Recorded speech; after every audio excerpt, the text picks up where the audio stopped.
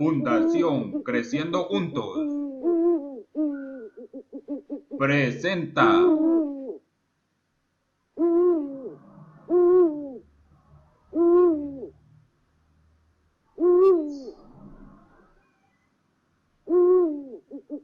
El Búho. Dirige Víctor Páez Rúa. Muy buenas noches. Hoy en nuestro canal 2 presentamos el segundo programa de El Búho, dedicado exclusivamente este programa a la educación. Y hoy vamos a conversar sobre la aptitud y el maestro, su desempeño en la pandemia y en estos momentos que se está agudizando el COVID-19 en nuestra ciudad de Cali y en el departamento del Valle. Tenemos como invitados a María del Carmen Anacona Barrera, quien estuvo con ustedes en nuestro primer programa el miércoles pasado, maestra licenciada en Psicología Educativa y Administración Escolar, Magisterio de Educación de Adultos, especialista en docencia universitaria, formadora de formadores, investigadora, escritora, docente de pedagogía de la Escuela Normal Superior Santiago de Cali. Bienvenida, María del Carmen, una vez más, y muchas gracias. Y el invitado que tenemos en este día es el licenciado Luis Carlos Llanos Ceballos, en Educación, Biología y Química, especialista en Administración y Gestión de Instituciones Educativas, candidato a Maestría en Resolución de Conflictos y Mediación, Modelos Pedagógicos, Currículo y Evaluación, directivo docente, asesor pedagógico de la FES y actualmente es coordinador de una institución educativa. Bienvenido, profe. Gracias, Víctor. Muy amable por tu invitación a esta noche. Bien, entonces, como hablábamos fuera de cámara, hoy vamos a conversar porque es que esta pandemia nos está dando una imagen del docente a nivel social, que la alternancia no se vive en el sector educativo por culpa de los docentes, que son los que no quieren ir a las escuelas. A mí personalmente eso me preocupa porque yo soy muy amigo y siempre he apoyado en mi trabajo a los docentes y sé cómo han trabajado ellos antes de la pandemia. Entonces yo quiero que ustedes, especialistas en la educación y maestros que ponen su pecho en estos momentos, que nos hablen de lo que ha hecho el docente en esta pandemia y lo que va a hacer en estos momentos que está aumentando también el COVID. Entonces, Luis Carlos. Gracias, Víctor. Hombre, interesante este conversatorio en torno a el papel que juega el maestro hoy en tiempo de pandemia y sobre todo ese sofisma de distracción que se ha creado alrededor de la figura del maestro, que dicen que no quiere ir a trabajar, cuando por el contrario, hoy su tiempo de trabajo, de elaborar y pensar la escuela, pensar sus estudiantes, se ha cuadruplicado porque le estamos dedicando mucho más tiempo del que le dedicábamos en la escuela, en la presencialidad. Hoy el maestro ha tenido dos frentes muy interesantes en su vida cotidiana. Uno, que a partir de la pandemia la escuela sobrevive, la escuela vibra todavía gracias a la creatividad del maestro, a esa fuerza que le impone el maestro y esa naturaleza misma del maestro de querer dar lo mejor de sí para que el otro salga adelante. Y la otra parte, la dificultad que se ha generado en nosotros los maestros cuando no nos apropiábamos de los medios de desarrollo tecnológico. Hoy estamos desaprendiendo para aprender el manejo precisamente de todo de toda esta tecnología para poder acompañar a nuestros niños. Desafortunadamente, pues con época de pandemia y dada la casualidad pues de que la mayoría de nosotros, de nuestras escuelas, colegios públicos, pertenecen a clases menos favorables, pues al ministerio, al gobierno, prácticamente se visibilizó, digamos, ese abismo que hay entre, digamos, entre clases. Problema central que tenemos hoy nuestros maestros no son las ganas de trabajar, es la forma en que los niños se pueden comunicar en la escuela. No hay conectividad, nuestros niños están aislados y ya al maestro le toca muy duro ya poner de su parte, pues, de plata, de su pecunio, generar el mejoramiento de las redes de conexión cuando eso es parte del gobierno. Entonces nos parece que en esa parte se dejó clara la brecha que hay de tecnología, la diferencia que tenemos con los colegios privados de, digamos, de élite, donde la mayoría de los niños están conectados, en nuestro caso no.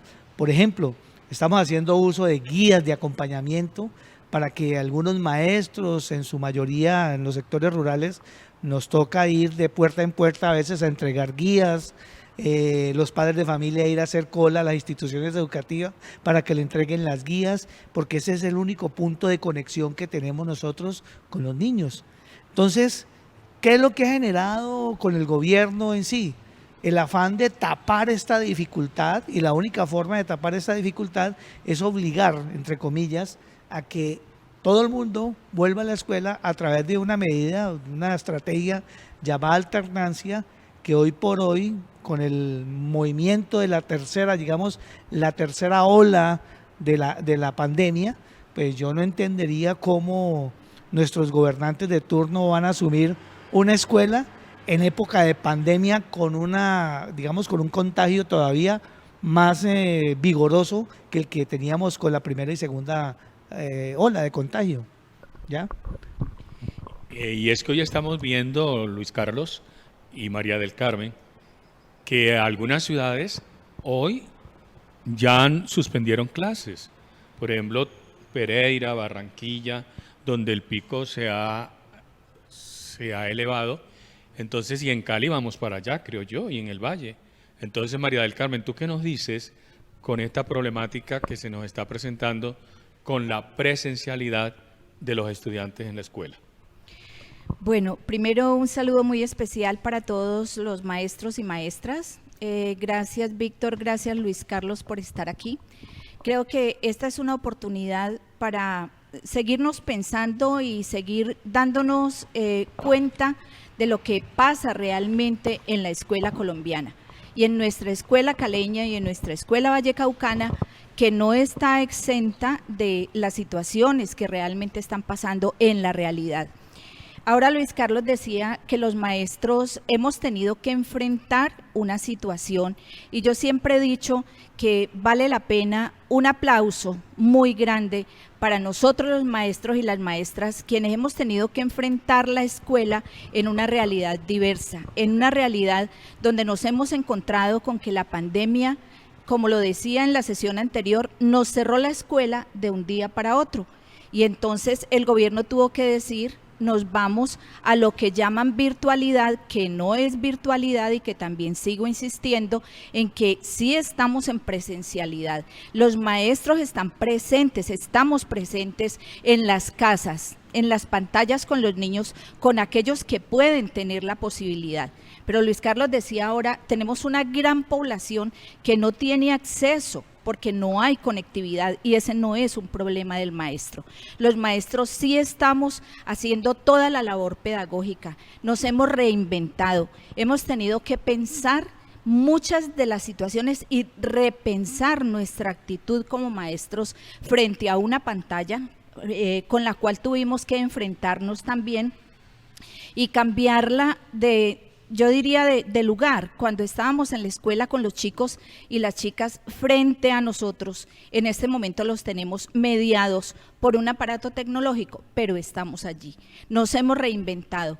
Ayer con preocupación oía la noticia de que ya no somos los maestros los que ocupamos el segundo lugar en la salud mental, que ya ocupamos el primer lugar, cosa que me parece muy grave, porque definitivamente, ¿qué nos está pasando?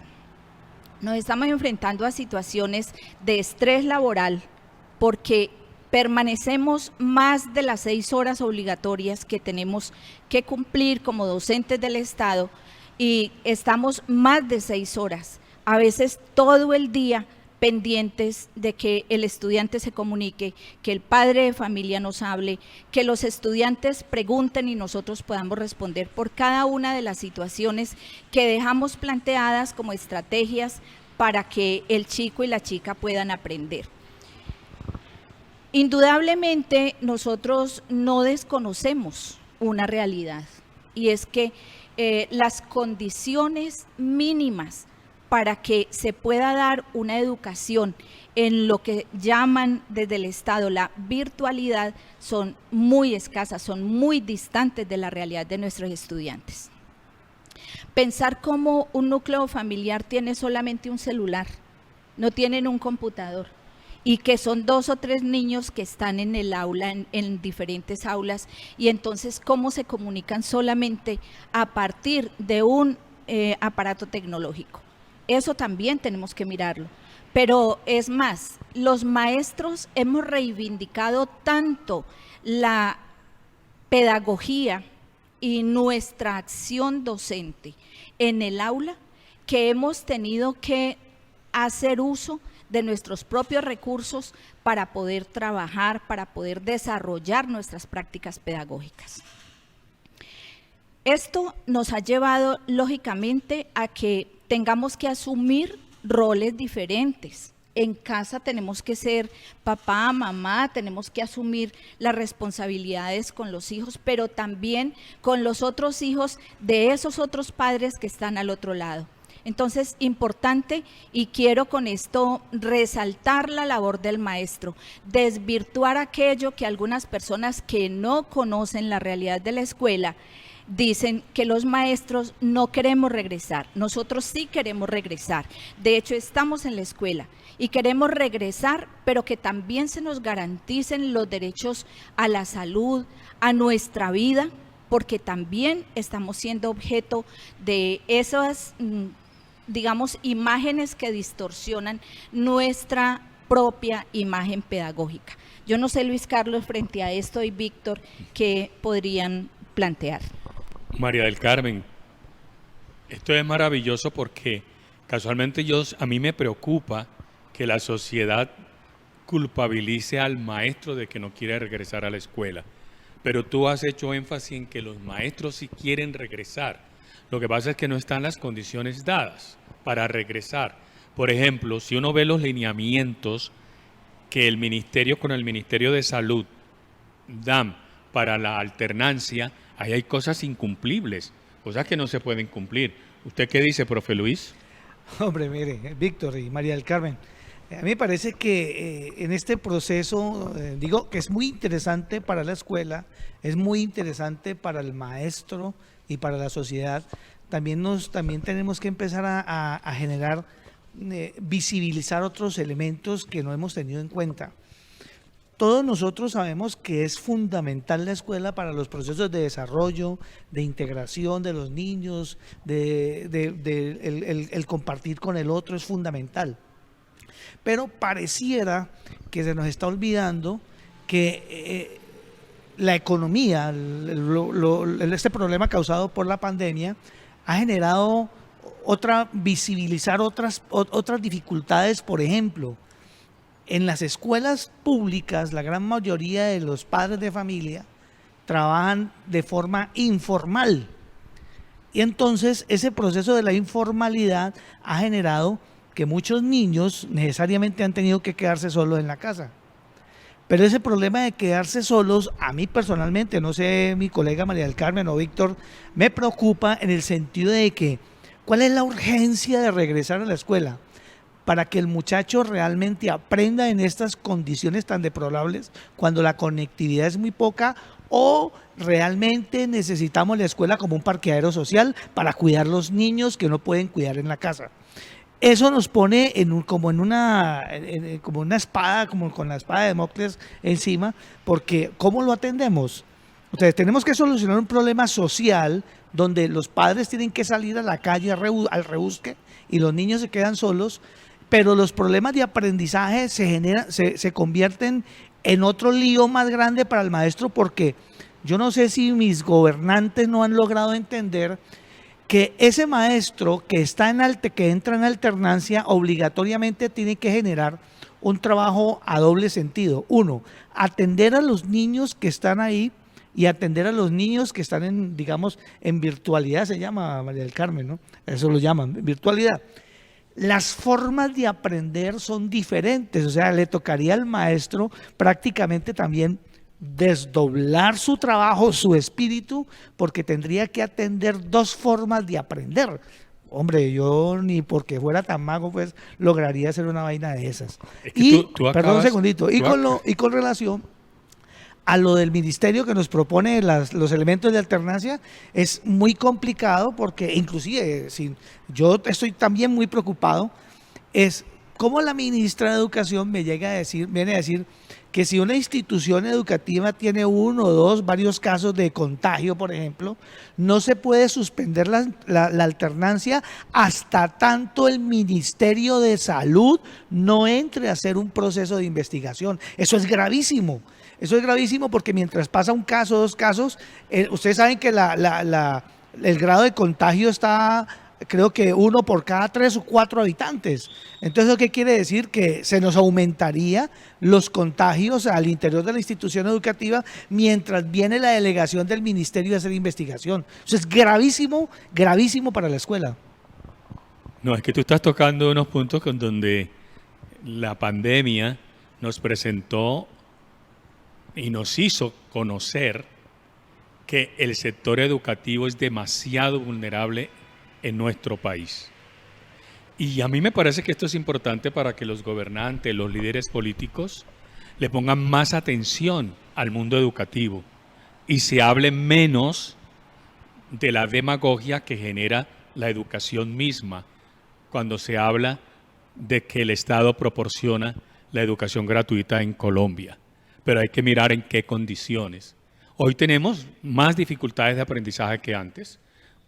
Tenemos un estudiante remoto que no tenemos contacto con él, en el cual cómo le podemos orientar en su dificultad de aprendizaje. El joven, el niño, la niña no tienen las herramientas de un aprendizaje autónomo.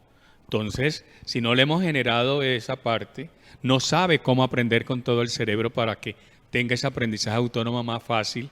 Entonces es bastante difícil toda esta situación, pero no estamos cayendo en cuenta, no estamos haciendo una reflexión verdadera sobre esto. Entonces, María del Carmen, ¿qué nos dices? Mira, creo que esta es una situación indudablemente de desconocimiento de la realidad educativa en el país. Miren, simplemente en una institución, cuando usted como maestro llega a hacer un trabajo que tenga que ver con la conectividad, usted se encuentra con que si se conectan 10 equipos, se cae la red en las mismas instituciones, pero igual con los equipos que tienen las instituciones que dicen son muchos y cuando vamos a ver hay muy poquitos que realmente funcionan.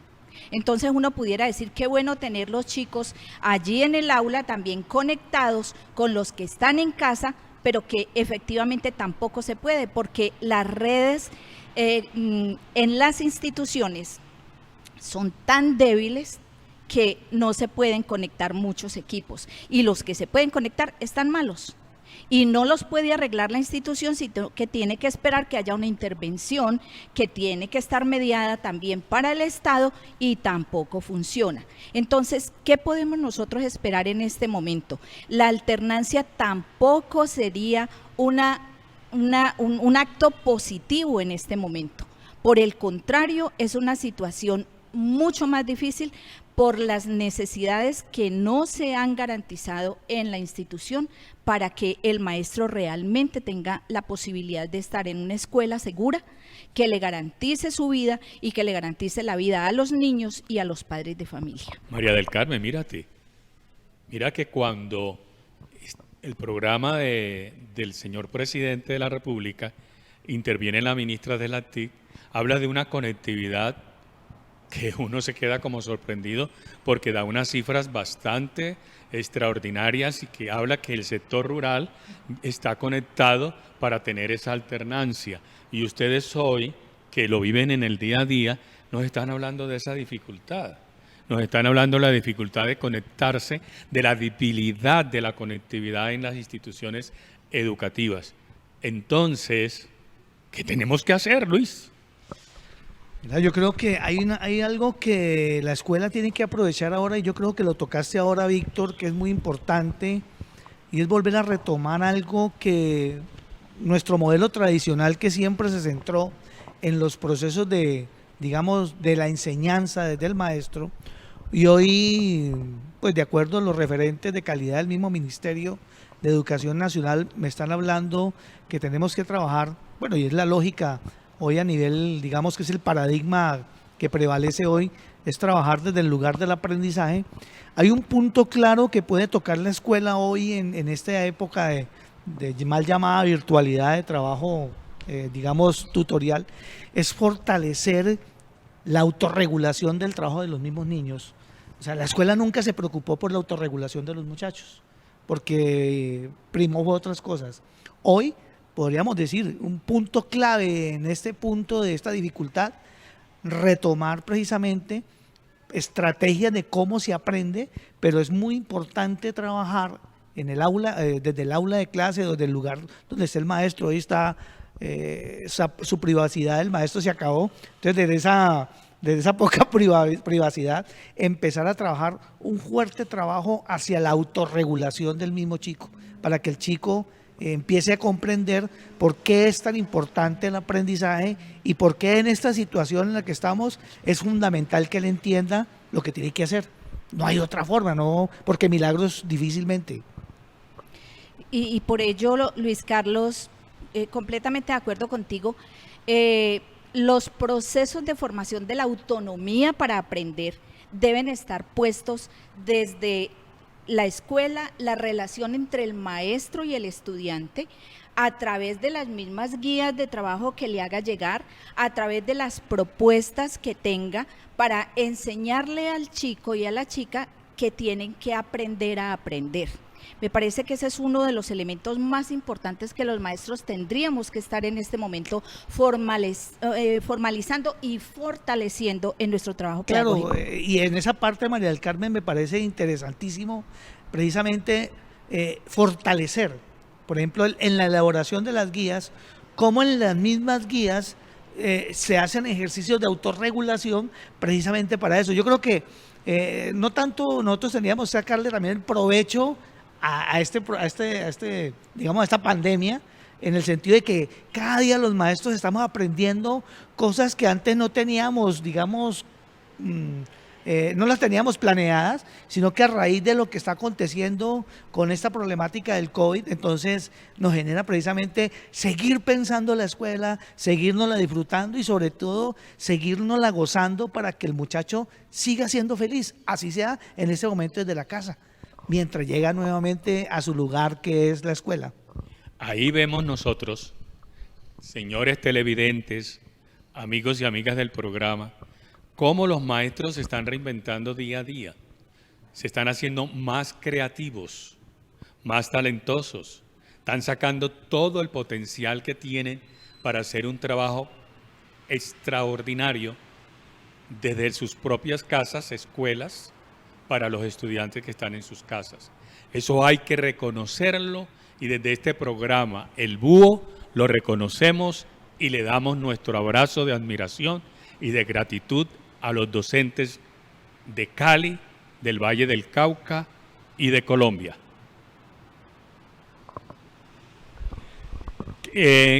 Hay una problemática que está aumentando, que es la deserción escolar. Estamos bastante preocupados porque hay escuelas que no tienen sus cupos completos. ¿Qué está pasando con la deserción escolar?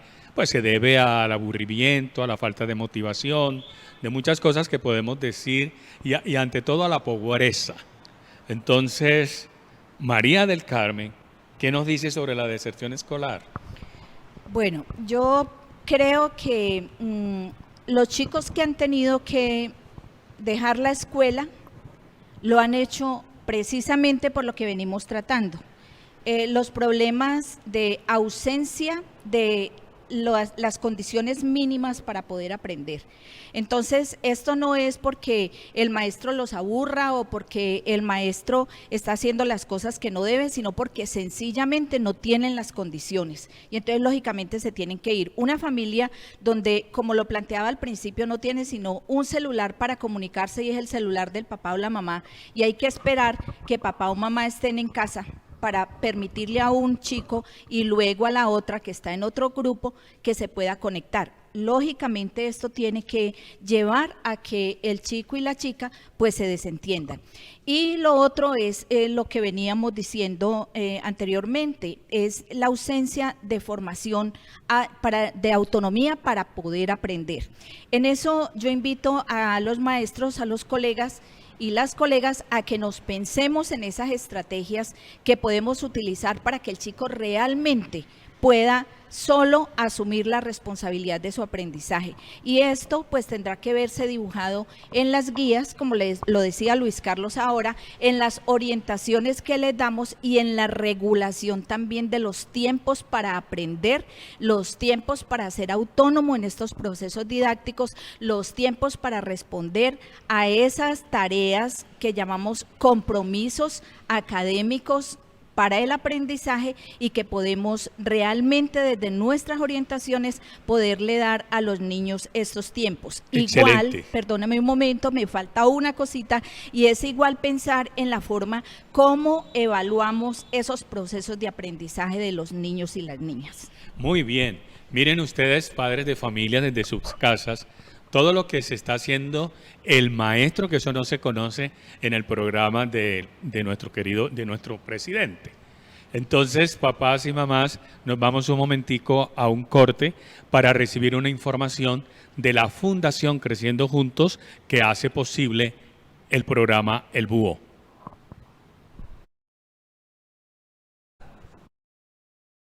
Ahí ven ustedes en sus pantallas la oportunidad de liberar tu potencial para ya. La pandemia nos llenó a todos de miedos, de dudas, de temores, de incertidumbre. Hablar de éxito en esta pandemia se convirtió como en algo que estaba negado, como que no era coherente con la situación que vivíamos de aislamiento, de confinamiento, de muchas empresas cerradas, etcétera. Pero hoy, cuando ya llevamos un año con la pandemia, tenemos que empezar a construir y a reconstruir nuestra vida colectiva y nuestra vida personal. Por eso la Fundación Creciendo Juntos está promocionando, invitándoles a todos los televidentes a participar en el seminario Psicología del Éxito y del Logro para alcanzar las metas que nosotros tenemos en esta nueva etapa de nuestra vida, en esta reorganización de nuestra vida familiar y económica. Tenemos que salir de los miedos. Los miedos los tenemos que convertir en nuestros aliados. Tenemos que salir de la negatividad, del pesimismo, del desánimo, de la mentalidad del fracaso. ¿Y eso cómo se construye? Con una reingeniería y con una transformación mental de espíritu y se puede decir hasta de alma. Entonces los estamos invitando que asistan virtualmente a este seminario los días 15 y 16 de abril, de 7 de la noche a 9 de la noche, donde usted encontrará herramientas para superar las crisis que esté viviendo, herramientas de fortalecerse mentalmente, emocional y espiritual. Va a conocer ustedes cuáles son las leyes mentales que rigen nuestro pensamiento, nuestra vida, programar la mente para el éxito, la prosperidad y para salir de esta situación que a veces nos lleva como a un estado de confort donde no nos estamos encontrando con nosotros mismos. Aproveche, todos tenemos un potencial ilimitado. Eso lo hemos escuchado hace rato, pero ahora es el momento oportuno para hacerlo. Inscríbase ya, aparte su cupo a los teléfonos que aparecen aquí en pantalla, el 315-877-2703 o el 317-269-9935. Recuerde, Psicología del Éxito lo programa la Fundación Creciendo Juntos. Y nos vamos para el próximo miércoles con nuevos invitados o los mismos invitados para seguir hablando de esta temática tan importante que es la educación nuestra en estos momentos difíciles que estamos viviendo. Para todos ustedes una feliz noche y un resto de semana maravilloso. Y muchísimas gracias, profesor Luis. Muchísimas gracias, María del Carmen. Muchísimas gracias a todos los que nos están asistiendo. A Ricardo, que está por allá desde lejos, haciendo fuerza para que este programa funcione maravillosamente y llegue a los hogares. Y a todo el equipo de producción. Una feliz noche y un resto de semana feliz. Fundación Creciendo Juntos presenta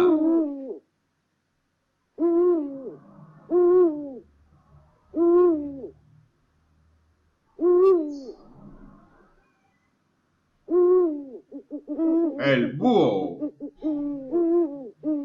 Dirige Víctor Páez Roa.